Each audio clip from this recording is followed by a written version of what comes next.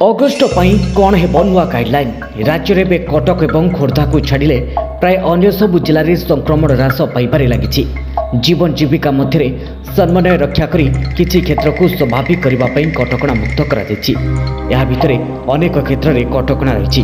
Mall cinema hall खोलने को अनुमति मिलना। सांस्कृतिक कार्यक्रम और यात्रा को अनुमति दि जाए नहीं। राज्य में मंदिर खोलने को दाबी है। सेपटे बह व्रतकर और शुद्धि कम केते लोके जोगदेवे से नहीं कटकणा रही।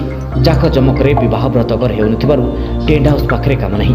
तेणु नुआ गाइडलाइन रे कटकणा हटाइबा विभिन्न महल दाबी होइछि। परिमाण कमिगला आउ कि कोल हो पारे सेटा प्रेडिक्शन किंतु सरकार तो माने एटा तो टीम डिसीजन तेणु कोल हो पारे जोटी बढ़ी अधिकार रही सेठी सेमती मेंटेन करी जाय पारे बा आउ किछि सामान्य कोल कर दिया पारे बा आउरी किछि स्ट्रिक्ट कर दिया पारे सेटा डिपेंड कर सिचुएशन ऑन दैट डे जो दिन की डिसीजन निया हो से दिन ऊपर डिपेंड कर।